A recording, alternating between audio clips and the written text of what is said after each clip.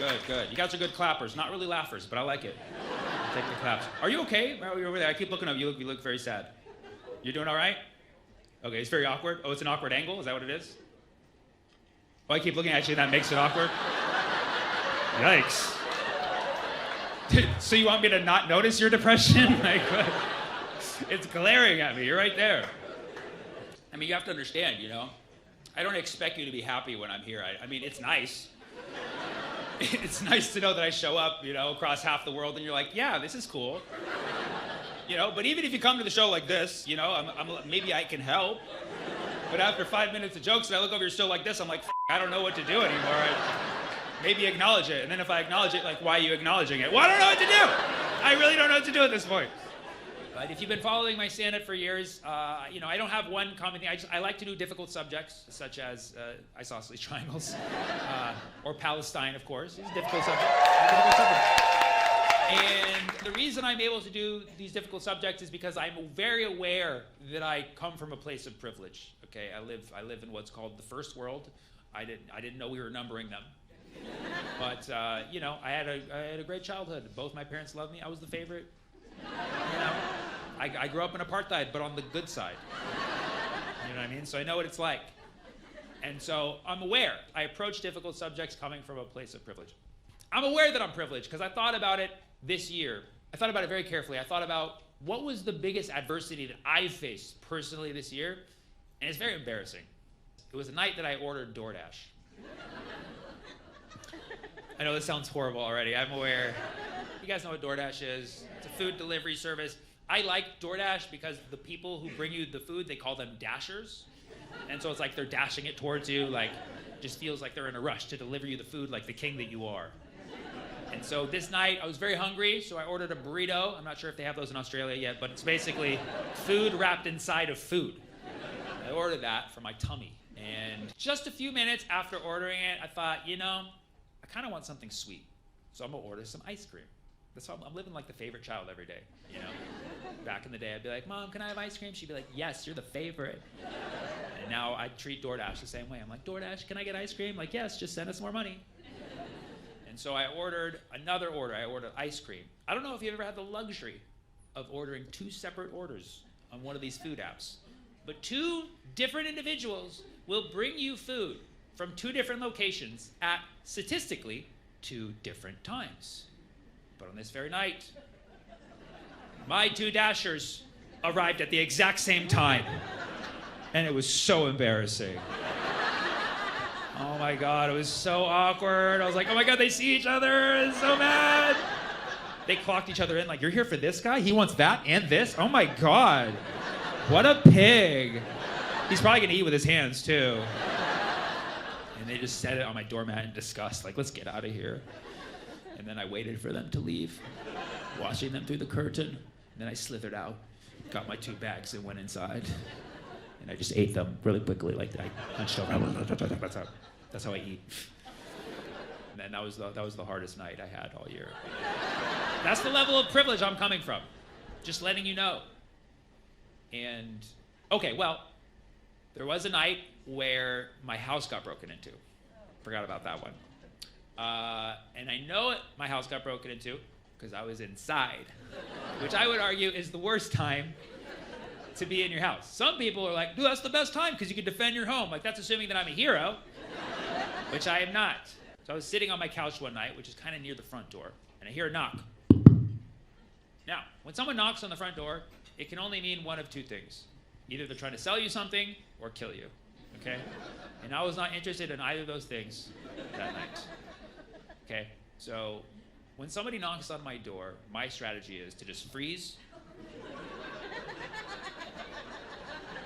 so that the person can't even hear my motion. Because we've all knocked on someone's door, rang the doorbell. You can tell when someone's in there. You can just hear their aura. You're like, I know this motherfucker's home. So my thing is just like, remove all traceable forms of life, power down, and just wait for the knocking to stop. And they knock again. And I'm like, this will pass. They knock again. All right, 3 knocks it is. Knock again. Getting greedy there, buddy. And there's a pause. I'm like, they're leaving. And then They twist the doorknob. Oh no. They're testing to see the door is open because nobody else lives here. So I'm just like, hold on. Don't make any noise. They twist the door arm again, very aggressively. I'm like, oh, they really want to get inside. Then it occurred to me, like, at what point am I going to defend my home? Because I really don't think I'm going to. I really thought about it. I was like, if this person breaks into my house, I'm just going to pretend like I'm a statue. So if they come in, they're like, well, that's a realistic looking statue. Where'd you get it, you know? Or they would know that it was me, and they would see that I was scared, so they would at least play along with the game. Like, whoa, that's a cool statue. I'm gonna go rob the place. It's like improv, you know? So I'm like, what am I gonna do? Twist the doorknob. Then this person starts throwing their body weight into the door. Like, oh, don't shake, motion.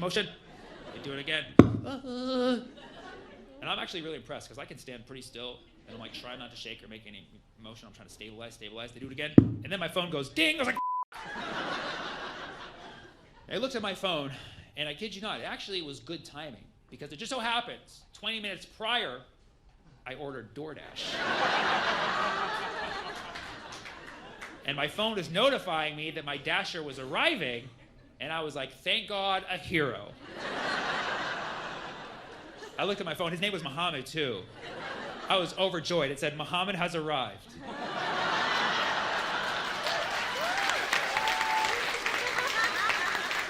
I was like, peace be upon him. I gave it 5 stars right away. I was like, you know what to do, buddy. And then I see the GPS, the dot approaching the house. I'm like, Muhammad's going to save me. He's going to save me. He always does. And then I'm hearing this guy throwing his body weight against the door. I'm like, Muhammad, do the right thing, do it. And then I see the dot approaching the door, throwing the body weight against the door, and then I see him walking away. I'm like, no, Muhammad, no! Where are you going? He's like, this is not my business. He's like, this is just weird. And then I see him walking off further, and I start to cry. I'm like, no. And then the guy throws the body weight against the door. Now I'm like freaking out again. And then I see the dot start to move back towards the door. I'm like, okay, he's changed his mind. He's like, I cannot stand for this injustice. And my mind's like making it political. I'm like, thank God for immigrants. You know what I mean? Like, you know, good conscience, you know, doing the jobs that us citizens don't want to do, like defend our own homes, right? And so I'm like, you go, Muhammad. Can I give him 5 stars again? I don't know. And then I see him approach the door. Guy's still throwing the body weight. I'm like, Muhammad, are you just watching? And then he throws the body weight even harder this time. I'm like, Muhammad, are you helping? Are you like throwing this guy against the door and he just bounces back like I'm gonna help this guy out? I'm like, what is going on? And then it dawned on me, there's a delay on this app. So this has just been Muhammad the whole time. I look, I'm like, that's his car right there. And that's him. Oh my God. Why is my Dasher trying to break into my house? Like, he was like, oh, I'm gonna leave this food. This house looks really nice. Might as well give a little, take a little. My politics instantly changed. I'm like, immigrants! They were right, you know? I'm like, what do I do? And I'm like, like now the adrenaline's kicking in. I'm like, you gotta do something, save your home. Then I look a little closely, and I'm like, he looks kind of like a small guy. I could probably take him, you know? So I open the door. I'm like, Muhammad, what's the deal, man? And he looks at me, he's like, oh, I'm so sorry. It says to leave inside.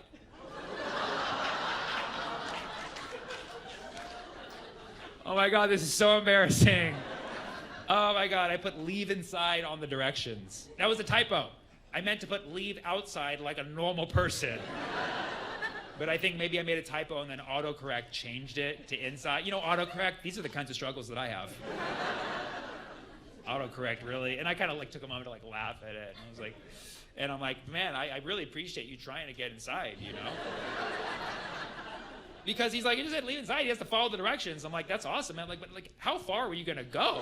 You know, like, you nearly broke down the door. He's like, yeah, my right side hurts. I'm like, I mean, definitely gonna tip you for this one. But like, I understand why he did that because, you know, these people who deliver food on the apps, I don't know if anybody here does it, but like, you have to follow the directions.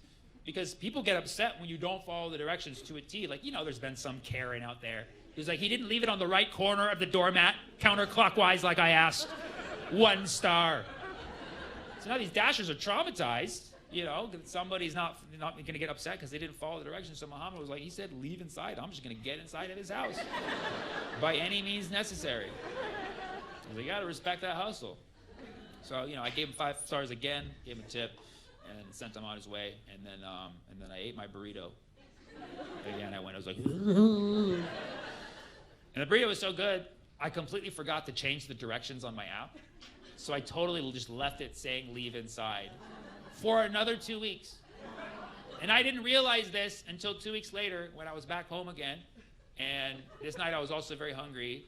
And so I ordered 2 Dashers again. Okay, sorry. And the 2 Dashers came at the same time again. I don't know if it's me. I'm just attracting like these 2-for-1 scenarios. But they came at the exact same time, and I didn't realize it, and I didn't realize that I hadn't changed the app until I'm sitting on my couch, and then I hear someone banging on the door and the window at the same time. These guys were trying to break into my house from 2 different entry ports. And I kind of just looked out the window, just been like, oh, they're doing a good job. Like, they even started working together. Like, how are we gonna get in this guy's house? What are we gonna do? Should we go around the back gate? Should I lift you on the roof? We can Santa Claus that shit down the chimney? Like, they were working together. It was actually really cool, but I had to go out there and break it. I'm like, sorry guys, Muhammad, it was a complete mistake. Thank you for the food. Peace be upon y'all, and have a nice day. And after that, I changed it back to leave outside, and I've had no adversity since. So that's where I'm at. I'm just letting you know, just so you know where I come from personally, okay? And this is all just to say I'm aware that I don't have a real struggle in my life, and that's why it's very easy for me to address obvious, difficult topics and address people who are enduring real suffering, because I know what real suffering looks like. You know what I'm saying? I don't know what it feels like, but I know what it looks like. You know what I'm saying? So I see people suffering in the world, and I have to say something about it. And a lot of you know I'm Palestinian, okay? And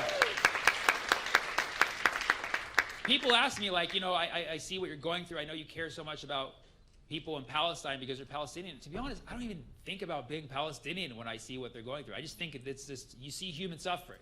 Yeah, I mean, that's all it is. I just literally see human suffering.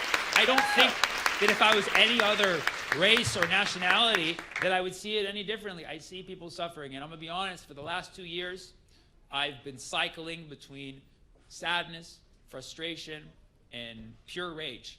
And I'm going to admit, at this point in time, I'm pretty locked into pure rage.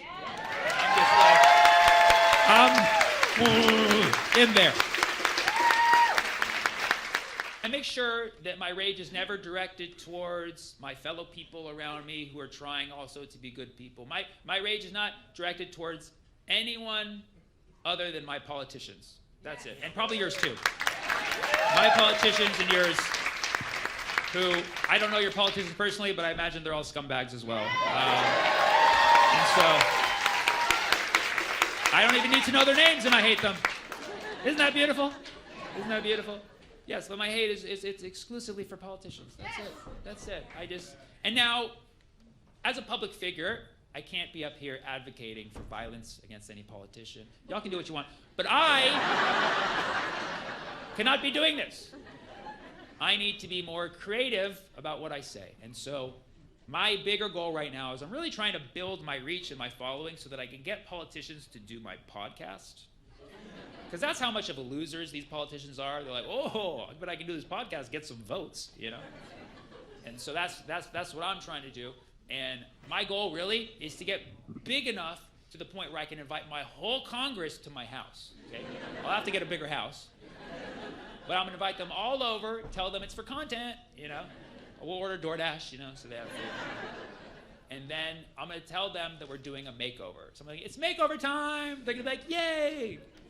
And then I'm going to get a bunch of hairstylists and makeup artists, and we're going to put all of my politicians in what I call Arab face. Yeah. It's a thing. I just made it up. But we're going to give them Arab face. We're going to give them a nice bronze brown, put hair where it doesn't belong, put all the women in hijab like Zoran wants. I'm just kidding, but you know what I mean? Get them like indistinguishably Arab. You know what I mean? Just like you can't even tell the difference between them and people in the Arab world. And we're getting them all Arabed up, and we're going to get them in an Arab plane. a plane, but it's like they're really Arab looking. And then we're gonna fly them out, airdrop them directly into Gaza, and watch them figure it out. Yep. And we're gonna call it APAC Island. Can you survive without your lunch money?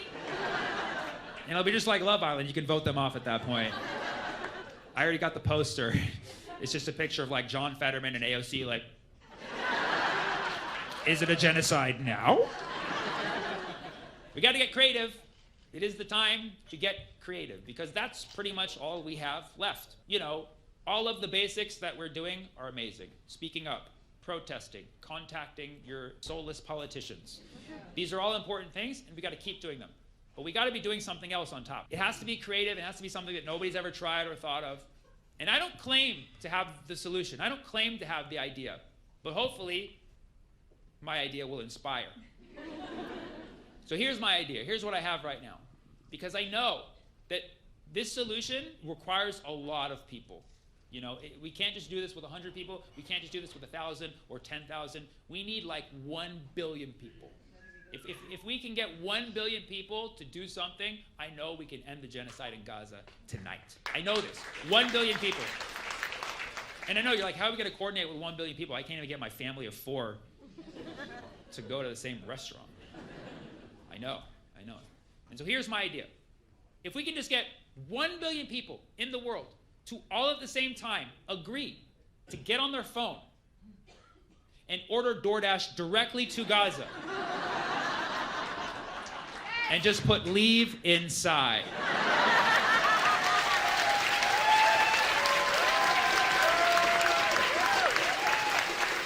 These dashers will tear down the walls, crawl through the tunnels, parachute that food in, get their 5 stars, get the out. You'll just see Muhammad's on the way, Muhammad's on the way, Muhammad's on the way, Muhammad's on the way. And let's face it, it'll be good for the economy. Thank you so much, Melvin. You guys are amazing. I love you.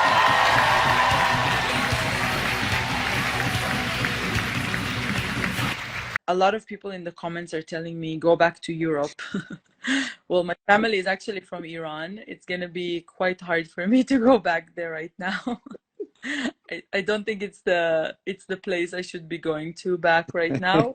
And hello. Hi, Noam. Hey, Sammy. So, thank you for joining. Thank you. Tell us where you are. Right now I'm in Tel Aviv. Tel Aviv. Yeah, Jaffa, many, yes. So, thank you for tuning in. What time is it over there? It is 9:45 p.m. 9:45 p.m. Okay, and you know, you're a friend of mine. You're a comedian, but just for the people watching, tell us who you are, what you do. Yeah, well, first of all, Sammy and I performed in Geneva like a few months ago. That's right. So it's tragic that we have to do a live again in those circumstances. Yeah, clearly they violated our Geneva Accord. Clearly. Yeah. This is the first time I'm laughing in like a few days. Yeah. So. Yeah. Well, it's an honor, and I can't imagine what you're going through right now. But you have a unique perspective on everything, and you've been through a lot in this last week, and people want to know what's going on in your region. So tell us about what you do, and tell us what you've seen and what's happened. Yeah. So I'm a comedian like you. I'm also an activist. I'm Israeli Jewish, but I grew up with Palestinians, and I've been active my whole life in, human rights, peace, justice, however you want to call it, movement. And I mean, right now we're experiencing one of the toughest moments that we've ever experienced. I don't know how the audience or people who are listening to us, how much they're informed, but since Saturday, basically, things have been really, really, really tough. On top of things being already very tough, it's just been really, really tough. All the narratives, all the escalations, all the possible miseries and violence and everything just like escalated in front of our eyes. And, in terms of like like, you know, the details, and it's, you know, for people who have been following the situation here for a long time, you know, this thing, the escalation on Saturday, like the whole world's attention is on us right now, but some people are living it here daily. Like Palestinians in Gaza are living an unimaginable, inhumane reality where they are trapped. 2 million people are trapped. They have nowhere to go. They're being, you know, bombarded right now. And this is the reality that is never like a quiet time. But the reason why the whole world is speaking about us right now is because that on Saturday morning, Hamas fighters were able to infiltrate through the, you know, the Gaza fence into the south of Israel. And it's kind of hard to speak about it and to say what has been happening there, but some pretty bad atrocities and deaths and murders, mass murders. A lot of people I know have been kidnapped, murdered, or still not identified. We still don't know where they are. A lot of civilians were targeted, and I think this is why the world's attention has been so enormous. And a minute after that, basically an entire conversation started, and the conversation that is happening abroad and the conversation that is happening here on the ground in Israel Palestine is so different that it's just really hard for you, for me, for all of us to maneuver and to understand even what is happening.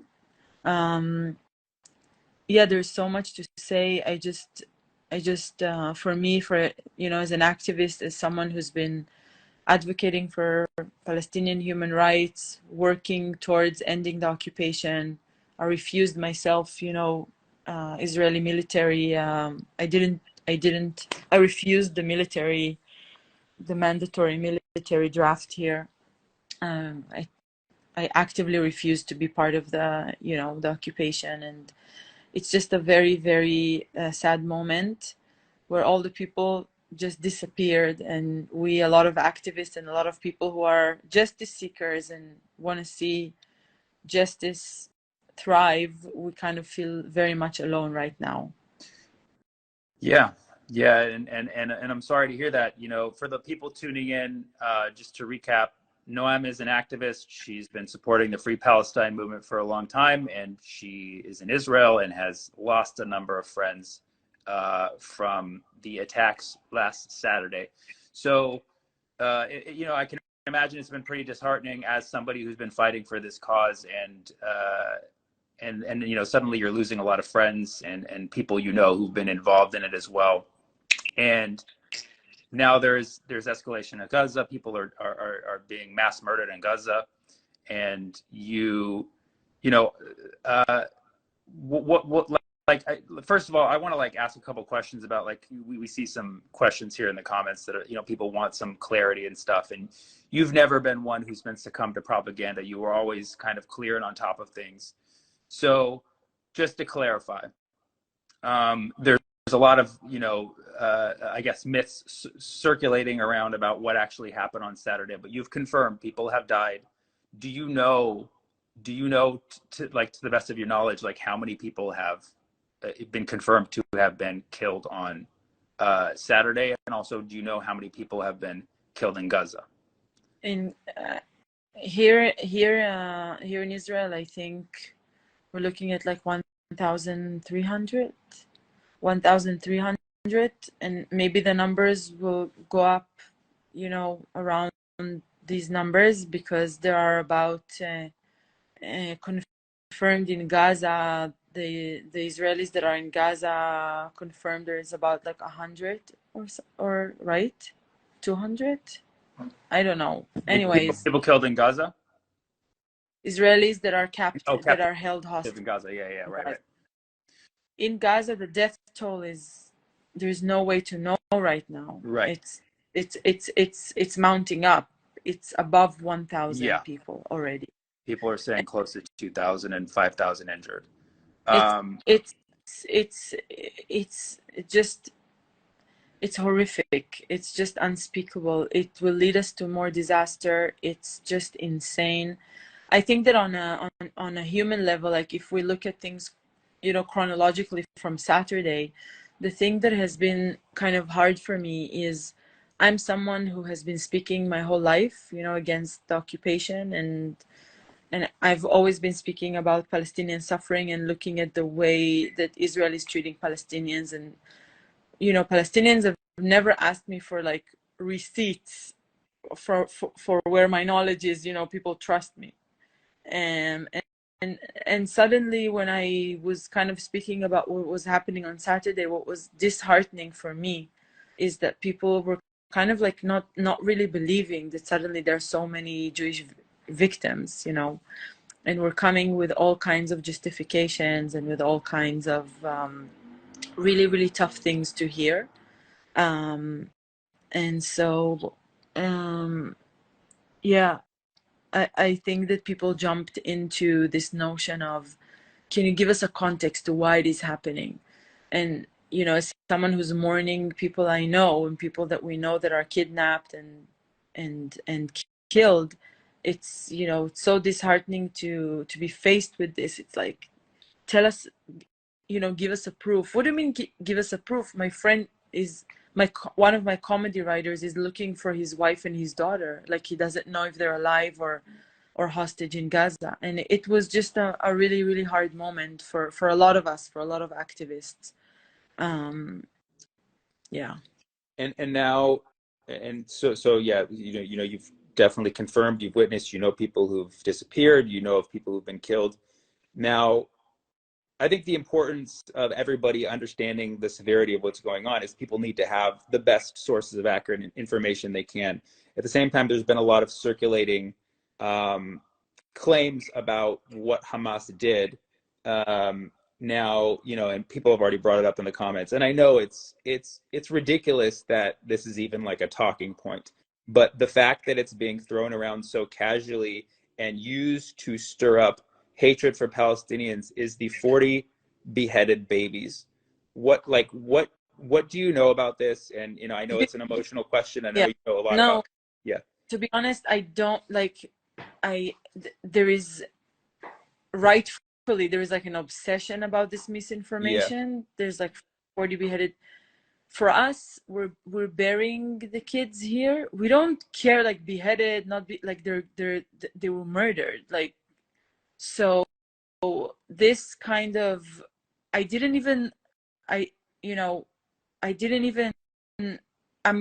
we're busy burying the kids and the victims. We're busy realizing that entire villages and entire families are wiped. And so just as we don't want people to disregard Palestinian pain right now with so many families that are being wiped and suffering, I don't understand why people go out of their way to prove that that it didn't happen, where clearly, I mean, we're telling you, Haaretz journalists that you read and you share, and people that we know, like, we're telling you that it happened. So I don't want to be in a position, just like Palestinians shouldn't be in a position where I need to give you receipts for what happened. I mean, the beheading thing just went out of control. I don't know. But the reality is that, like, kids were taken hostage and kids, you know, are being murdered. And so, you know, the other thing is, you know, people are going out of their way to show, you know, that the hostages are being treated this way or another, and that the kidnappers have been taking, you know, didn't rape. And like, I've heard, you know, testimonies. I've heard a testimony from a survivor who saw that in the party, in the music rave, there were rapes, there were sexual assaults, and then killing of you know, of the women. This is a very, very sensitive topic, obviously, and I know people don't want to believe it, but men do horrible things in battlefields, like men like who are fighters. Like, I never deny, you know, what my side is doing, and I think it's a very, very it's a very, very, very important moment for people to look at the truth of these incidents. We shouldn't be denying people's pain. I have worked, I've fought my own people. I've fought, the amount of time Israelis are trying to convince me that the Israeli army is doing things morally. I know that these are lies. It's propaganda. So I don't understand people going out of their way to prove the morality of these horrific acts. I just, as a piece, like a human rights activist, I just don't get it. And yeah. And so you yourself know people who are missing right now, and know people who are missing right now. And you did mention like how there's been discussion about how the hostages have been treated and stuff. Do you know anybody who's been in communication with anybody who is being held hostage, or any information about people who are missing, where their whereabouts are, if they're in Gaza or where they are? Yeah, there's a lot of information circulating, and I think because now Israel is bombarding the Gaza Strip, the families here are going out of their way to try and find a way to bring them back, or to have some kind of negotiations so that at least they can bring them back alive. But given the heavy bombardment and really mass destruction and mass murder of Gazans right now, I don't see how Israel is doing anything strategic to bring them back, because it's just bombardment everywhere. So it's almost like Israel is choosing to not, hold off and see where the Israelis are kept or captive, or if we can even bring them alive. Israel is choosing, just to bombard Gaza without even understanding and stopping and realizing where are the hostages, and if we can prevent innocent lives from being destroyed in Gaza right now. It's just senseless, bombing in Gaza. And so the families that their loved ones were kidnapped, they were notified, and I think that there has been some, attempts by Hamas to show that if the bombardment continues, we will lose more and more and more hostages. Israel will lose, but it doesn't look like anyone on the Israeli side gives a fuck, to be honest, because they're just continuing mass destruction of Gaza. Right. If you talk to most Israelis, their point of view is that we need justice for what happened, and therefore we have to take out Hamas at any cost, and thereby justifying the murder of Palestinian civilians in Gaza. And so you've been into human rights for many times, and see, the thing is, nobody feels like they have a solution to this.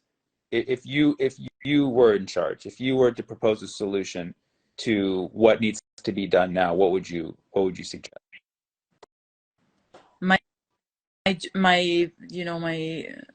large scale dream is, that we're living equally and freely on this piece of land, and the two people have, the same rights, the same access to the same resources, and that we're living in complete equality, and freedom on one piece of land. This is like my, the utopian kind of big scale dream, right?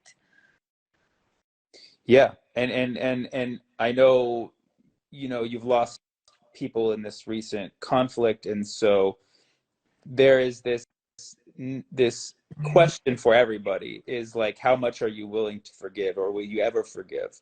You want to free Palestine, obviously. Like, how do you see everybody going forward from this? Do you think people are capable of forgiving each other, or what's the way to that? This is it's a very dark time to ask this. I don't know how we're gonna get. I don't know how we're gonna get out of this situation. It's gonna be, I mean, the amount of damage and the amount of pain and trauma and the amount of generations that are gonna be traumatized by what is happening at this moment as we speak is just, it's just horrific. I mean, I've been hopeless many times, you know, in and out throughout the years. But this time it feels different because this is very, very, very, very, very bad. And I don't know, I don't I to be honest, I don't know how we're gonna come out of this. The most immediate thing I want to do is to prevent innocent lives from further, you know, from further damage. I mean, for me, you know, the most immediate thing is to stop, you know, to stop the bombing immediately. Because every minute that passes, there is more and more destruction in Gaza. And unfortunately, because of the horrendous acts that have been happening here, people are so mad, they're so upset, they're so full of anger, they're so full of hate that is just, you know, I don't know. I mean, if people are listening, a lot of people in the comments are telling me go back to Europe. Well, my family is actually from Iran. It's gonna be quite hard for me to go back there right now. I don't think it's the place I should be going to back right now. And but no one is going anywhere. I mean, we're here, and it doesn't matter how heartbroken I am. It's not like a privilege to stay human. It's my duty to stay human, you know, and to make sure that, I don't know. I got a lot of messages from Palestinians telling me, please don't lose hope. We need you. Like, we don't lose you, you know. And it's like, my message is, I'm never going to change what I believe in, right? I mean, I think we are being tested when it's tough. That's when your values are really tested, right? When it's very, very, very tough. And for me, I'm just, the only thing that keeps me kind of going is to know that no matter what happened, I'm gonna stay. I'm gonna do whatever it takes to, you know, to continue being a voice to people who still want to believe, and to people who still want to hope, because I just can't bear the thought that everyone around me is losing hope. It's very, very lonely. A lot of people, a lot of friends who've been protesting the Israeli government, and they're still very much against the government right now, but we are very united right now because of this attack by Hamas. And so it's very, very hard to speak about being pro-Palestinian or speaking about Palestinian human rights, because people are so involved in their own grief that they just don't want to hear about it right now. Now, if I know people are upset with a lot of different people right now. And, it's easy to blame a lot of different people for everything that's going on right now. Do you have an entity to which you point the most of the blame, or who you feel betrayed most by? I mean, the amount of anger here and the amount of blame that is going towards the Israeli government is enormous. We're seeing ministers from Netanyahu's government trying to go to hospitals to comfort the wounded from this attack, and they are being shouted at and they are being kicked out every time they try to engage right now with citizens. The country is run by citizens right now. People are donating and people are helping each other, and people are helping people with like the funerals and everything. And we're seeing so much anger and blame on the government. It is crazy. You have to understand that there is like a large camp here, like a liberal camp, that have been protesting this government for months, for almost a year. And we've been warning everyone that this government is going to bring a disaster on us. And I was part of these demonstrations. So we, the people who have been protesting, we feel like we've warned everyone that this government is going to bring a disaster upon all of us. And so the same people have been protesting, and the same people that knew that this government is this neo-fascist, like really horrible, horrible extreme right-wing government is going to bring a disaster on us. We feel like we've been warning everyone for a long time. And now we're also in the field, like having these conversations, trying to post, trying to have some sense, have some logic. And we feel like we are trying to repair what this government has just destroyed. There's a lot of blame on the government here in the street. And yeah, and I know you've been very vocal about them, for quite some time. Um, and How, um, how do you feel like, what is the sentiment like in the diaspora? Like also you as a Palestinian American, how do you like?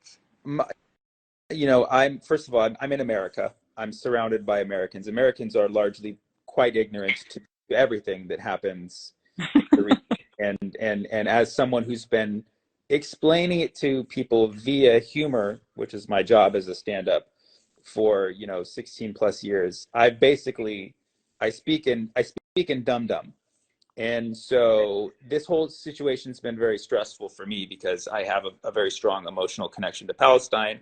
I have family not in Gaza, but in the West Bank, and I have family in Lebanon, and they're all terrified right now, and watching what's unfolding. And I can't speak for Palestinians because I'm not there. I can't speak for people in Gaza because I'm not there, but I see the atrocities. Me and my family have been speaking up about it for many, many years, and to see this, it feels like a setback. I personally am not one to cheer on violence and escalation. I want this to stop. And again, I'm removed. I'm not there. I hear so many people in Gaza saying that it's better to fight than just to die living in a cage, which Yeah, I sympathize with those sentiments. But at the yeah. same time, like, how many more children are we martyring this time? Who speaks for the children? Who are we to decide that they don't get to live because that's the way you feel and that's how I feel? And I'm not saying that Palestinians shouldn't resist. I'm not saying that we need to end. I'm free Palestine and the occupation, but I think that Hamas failed the people once again. Not, not only, Yeah. not only that, Sami, I'll tell you, as you know what, I'll go even deeper with you. Like, I see myself as a Jewish person who's part of, the movement to end occupation. And I fear that now the entire Palestinian resistance movement is being painted just by these horrific acts.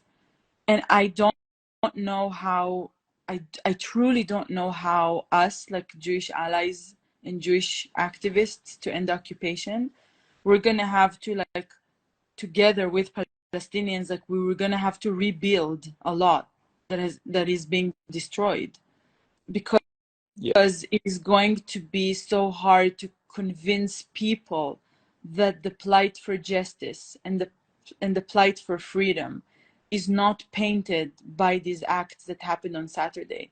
That Palestinians have so much more to offer, that we have so much more to offer for ending the occupation than, horrific murderous acts. It's not, it's just, it's, and it's, for me, amazing people that I know, Sami, I don't know, I mean, I don't want to depress you, but the amount of activists who are anti-occupation who died on Saturday from these acts is mounting up to the point where I don't even know how to explain. Like, there is one guy, he's called Haim Katzman. You know what he was doing with his life? He was protecting Palestinian shepherds in the West Bank from settler violence. Like, this dude was physically protecting Palestinians in the West Bank from settler violence. And his PhD and doctorate was about researching the ways in which the Jewish movements are becoming more and more nationalistic. His research was so groundbreaking in breaking down the ways in which settlers are becoming more colonial and more violent. And this person was in the field, like, protecting Palestinian shepherds.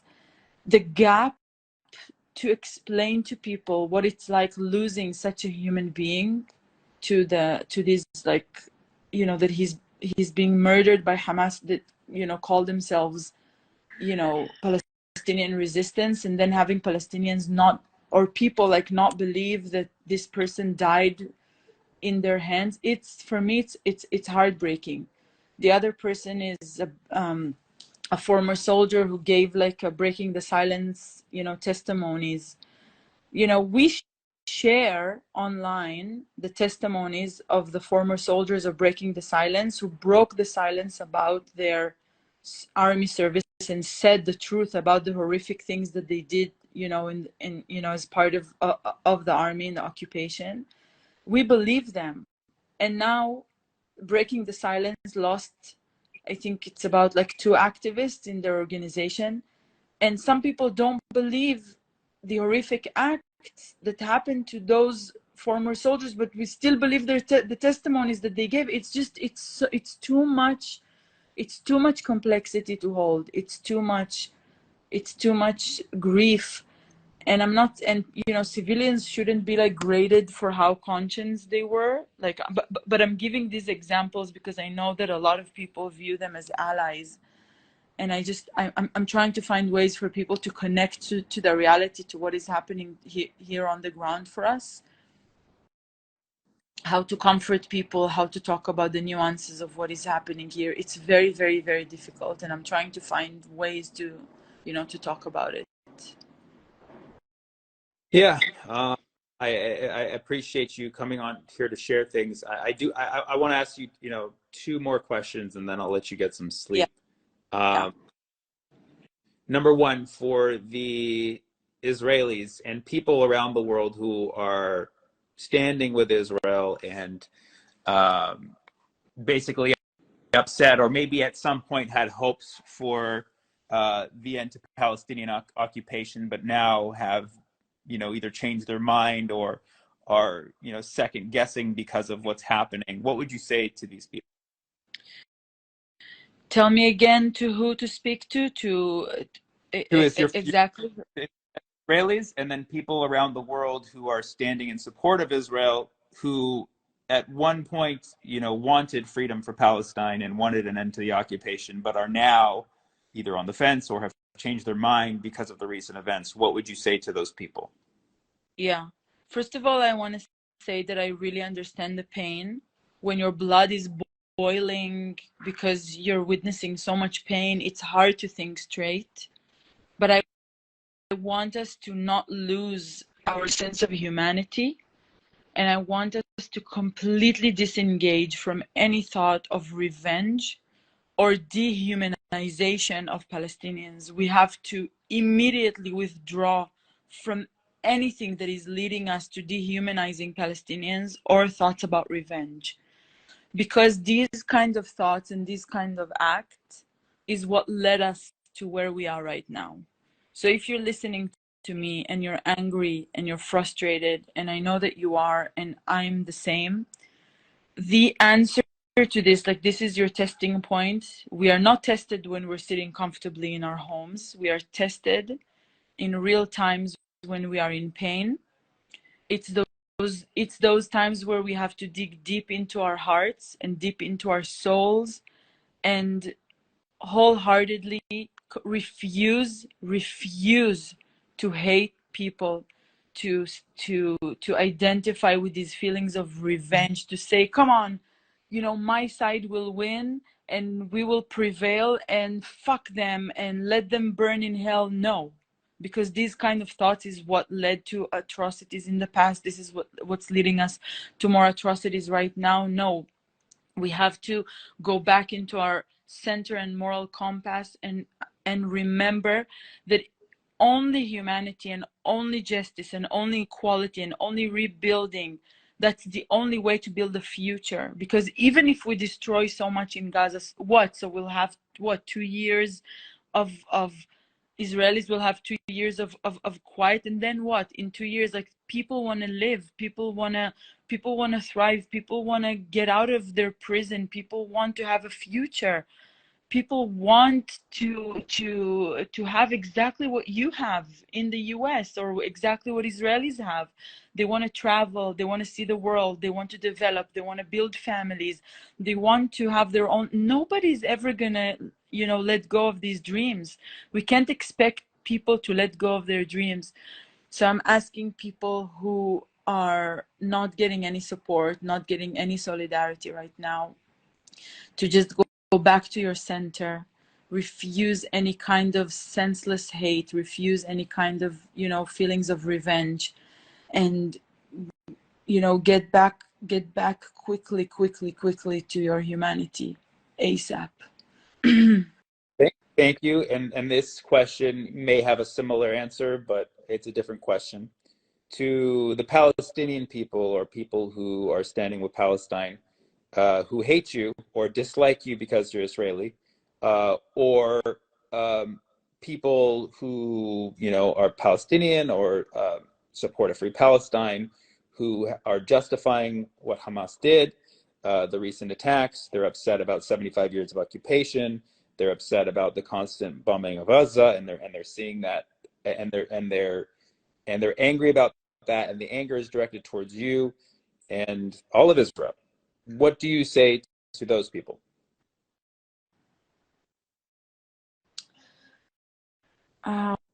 Wow, you're really generalizing a lot of people in one question. I don't know, I don't know if, I mean, it's tough. It's a tough question. I know it's extremely tough question, but I am curious because as you know, you've been in this active game for so long, and there's Palestinians who don't like you simply because you're Israeli. So, with everything that's waiting on them, the 75 years of occupation, and what's happening in Gaza right now, all of that anger and everything directed towards you or in general at Israelis, what could you say to them? Yeah, I mean, to be honest, it's really tough for me to answer that because, if someone hates me just because, I mean, I don't know if there are a lot of Palestinians who can fit into this question, to be honest, Sammy. I don't know if there are a lot of people who can fit into this category. Mm-hmm. But again, blood is boiling right now. People are super, super on the edge, right? I invite people to, really look beyond the headlines and the propaganda and understand that there has been massive pain from these recent events. It's like there is the propaganda of the West right now, of the US and the narrative with Israel, and there is so much recognition for Jewish and Israeli pain, and I can put myself in a position of Palestinian to look at this and to say, like, wow, there's so much compassion from the world. Like, what the fuck, we want compassion to Palestinians as well.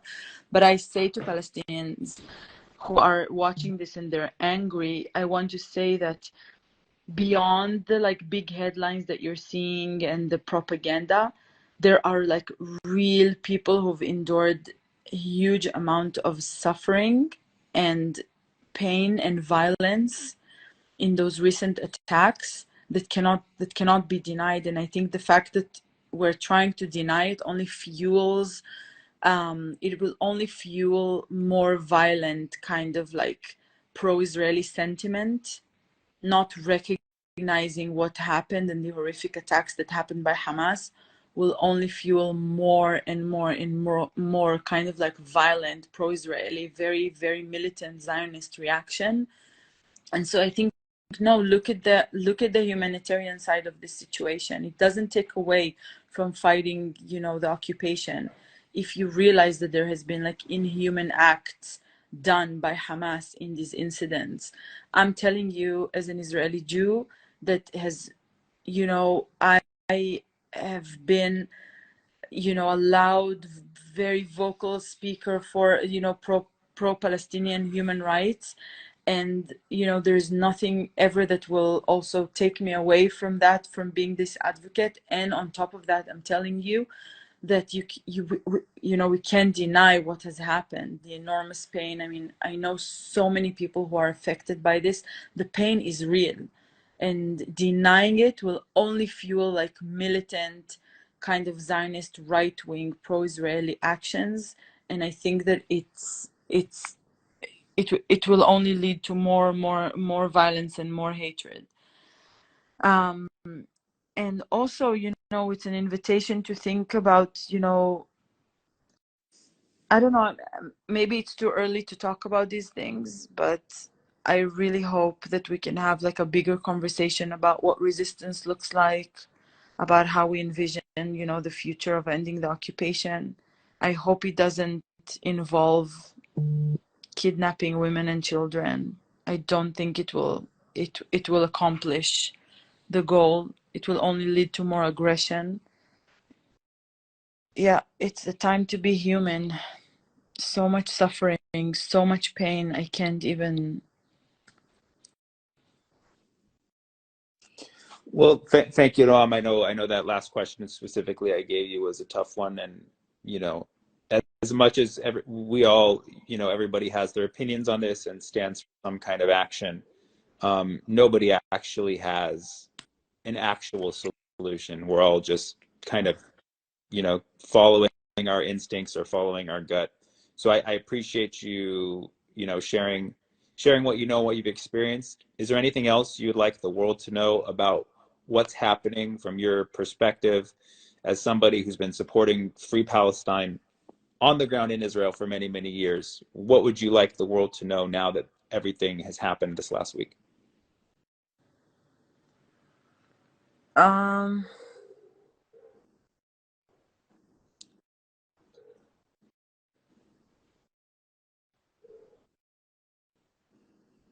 I don't know. I don't know. I really, to be honest, Tammy, I don't have anything hopeful to say. Yeah.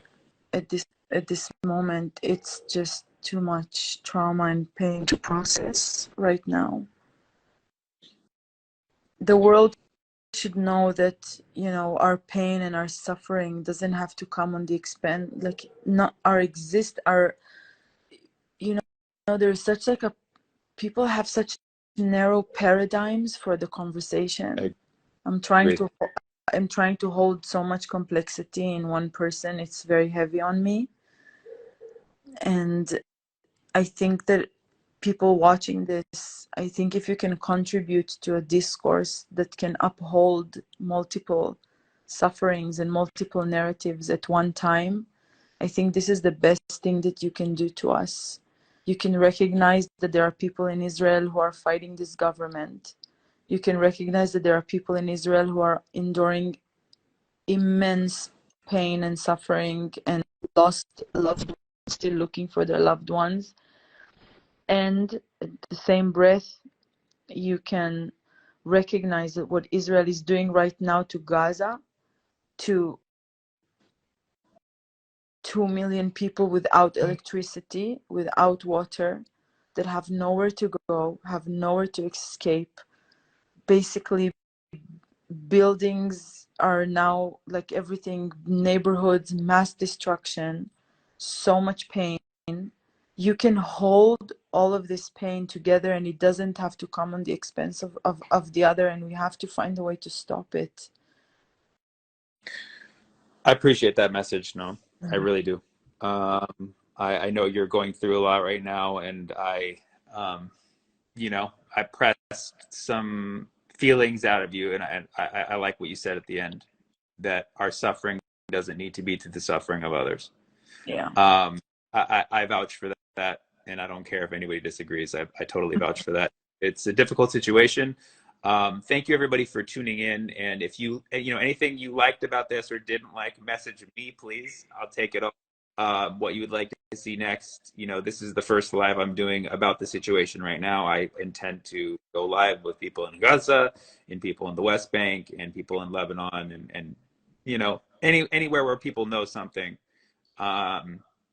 So thank you for tuning in, and no, again, I really appreciate you being here. I know it's a stressful time for everyone and everyone around you. So I thank you for taking the time out of your evening to do this for folks. Thank you, Sammy. All right. Yes, be safe. We'll talk soon. Inshallah. Inshallah. All right. Bye. Bye. Good night. You guys ready for the 2024 election? Yeah, Elon versus Zuckerberg. Let's go, huh? It's a cage match. I think all elections should be cage matches. I think more people would turn up to vote, right? Because elections aren't about who you like anymore. They're about who you hate less. And what better way to see that expressed than a cage match? And that's what it is, right? The old man competition is going down next year. And they're just like, we picked America's 2 most hated senior citizens and put them comb over to comb over. And you gotta pick which one you like that other people hate more. Figure it out. Like, what? Is this how voting is supposed to work? It's the lesser of 2 evils. This is the worst of all evils at this point, I'm pretty sure. Like, we all know that they're demons at this point. It's like, come on down and pick your favorite demon. That's why it's called democracy. Like, we all know that Biden is too old to be president, but we're not supposed to say it out loud because it's mean, I guess, even though he can't hear us. It's cruel. It's cruel to be, like, a vote for Biden is basically voting to watch someone die on their job. It's not a nice thing. At all. I mean, forget about the country for a moment. For his sake, let him die in an old folks' home. You think he wants to be president? He's getting tased every day by Jill. She doesn't want to hold the taser anymore. They gave it to her. But everybody's like, okay, obviously he's not the greatest candidate, but he's the best that we can do. Do you really think that? If Joe Biden is the best that we can do, I'm a goddamn Republican. I'm sorry. I would rather ban my Muslim family from coming over to see my shows than have them here and witness the embarrassment of our leader falling down another flight of stairs. And everybody's like, this is ageism. This is ageism. Yeah, there's an age that isn't good to be president. You should know this by now. If you want to screen ageism, then let 10-year-olds vote. It goes both ways. Have an 8-year-old show up to the polls. I'm here for my vote. No, thank you. Well, this is ageism. You're letting the old guy run. I should be here. That's right. 80-year-olds shouldn't be president and 10-year-olds shouldn't vote. There's a nice range in between. Life expectancy is 78. You want to chance it by 2 years? And I'm not against, I love old people. My grandma is 96 years old and she's killing the game right now. She walks up 2 flights of stairs every day. She makes dementia jokes on the regular. And you know why she makes dementia jokes? Because she can remember them. That's the contract. How do you guys feel about Kamala Harris? Cool, mixed opinion. I like it. I like it. I'm tired of people picking on Kamala Harris. The Kamala Harris jokes, they're funny, but they're not cool. Kamala Harris is part of too many historically disenfranchised groups. I don't care. Joke all you want. Kamala Harris is a strong, black, Asian, female, mentally challenged person, and you will treat her as such. Even the person who supported her is laughing. I'm just saying, we all know. We all know what the deal is. She's part of many voiceless, powerless groups, and she now is the vice president, which is the most voiceless, powerless position you can have in the universe. I already got in trouble for that joke, don't you worry. A very nice special needs individual came up to me and says, hey, that was not cool. I'm like, I'm sorry, I shouldn't have said mentally challenged. He's like, no, looping her with us, that was not cool. You will not do that. People ask me what I think about Trump. It's like, I don't talk about Trump in my act anymore because I think his name got out there too much. I don't have an opinion on Trump. I'm a math guy. I just look at numbers. And I look at Trump's data sets. So when Trump was president, he had the lowest approval ratings in history, which makes him in mathematics an outlier, right? Biden also low too, but both the guys outliers. People don't give Trump credit for is that he was consistently low, but consistent, right? Like when people hated him, he didn't try to kiss a baby to gain some points. He's like, I'm gonna keep saying the same shit and go straight. And in mathematics, we call that a flat curve. So, yeah. So people ask, what's your opinion on Trump? I don't have an opinion on Trump, but mathematically, he's a flat outlier. Thank you so much. I'm Samuel Bade. Thanks for coming out to the show tonight. Y'all are amazing. Love you. It's good. What's that? He said you need to stop picking on people. Start doing real jokes. I went to UC Berkeley. I majored in math. Yeah, all right. Go Bears. We got a lot of Bears up in this. I majored in math, which is why I do comedy now. Now, a lot of people don't like math, but half of us are math people. Half of the world is technically above the 50th percentile. You know what I mean? If you don't know what that means, you're below it. That's just a simple test, all right? It's a mean joke, if you know what I mean. But I write a lot of math jokes, you know what I'm saying? I'm just trying to use my degrees, pun intended. Now, people don't really respect them. Like, I can't go up to a girl at the bar like, hey, girl, your legs make a triangle so right. What did the triangle say to the square when they were buying a house together? Cosine, Samuel Bay, nice to meet you. I should be in. I should be in right there. But no, she's yelling at me. She's going off on a tangent. You know what I'm saying? I'm the tangent, guys. These are math jokes. They're all math jokes. They're all math jokes. All right. My family's originally from Beirut, Lebanon. Yeah, they go Beirut. I've never been there. I've been to New York, which is a little closer. Now, in New York and on the East Coast, they call the game beer pong Beirut. I didn't know that. Yeah, they call it beer pong Beirut. My friend in New York's like, hey bro, you want to play Beirut? What kind of creepy racist question is that? He's like, come on man, it'll be fun. I was like, all right. So I took him hostage. I didn't know how the house rules were. You know what I mean? But I'm part Lebanese, I'm part Palestinian, so I'm in the news all the time right now. Now, it's crazy because I'm Palestinian and my roommate is Jewish. So, we always fight over where his room starts and mine ends, okay? So, I mean, he pays more rent, but I've been there longer, you feel me, all right? You feel me? And we look the same. Now, it's tricky, I understand it. It's tricky because the Jews were in Israel first a very long, long time ago. They were there, but then they left, you know, they left. It's like you leave your towel on the bench press at the gym, and then you go, you know, you leave for 3 hours. Someone's gonna grab that towel and wrap it around their head. But the thing is, we share culture all the time, me and my roommate. I asked him, I said, hey man, what do you like most about being Jewish? He's like, I never thought about that before. I was like, just give me something off the top of your head. So he gave me his yarmulke. And I'm kidding. He sold it to me. Come on, these are all fun jokes. Everybody has a good time. Preach the cultural relations. It's very important. It's good. What's that? He said you need to stop picking on people. Start doing real jokes. I'm just going to repeat what he said, and I'm not lying. He said, you need to stop picking on people and start telling real jokes.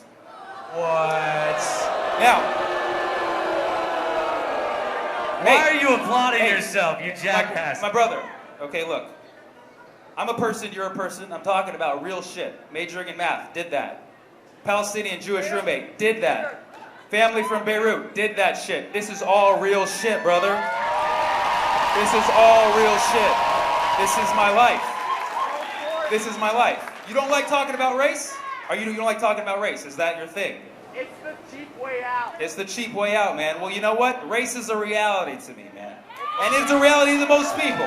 And I'm making light of it. I'm making light of it, brother. Why would the majority of the crowd be booing you? If it's... Did I have a turban? No, I do not have a turban. However, I will say, okay, look, you had a turban growing up, I didn't. Is that what you're saying?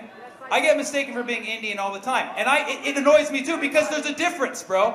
People are like, you're Indian. I'm not fucking Indian. You can't just pick any brown person and call us Indian. You're not Columbus. That one's for you. That one's for you. Dead. There's nothing wrong with being Indian. All right, you want me to get out? No, Can I do one? no. Can I do one more? I'm not stopping you. I'm stopping you. You are handled. Let him finish his set. Thank you. But that was a master of work. I'm sorry, man. Sorry.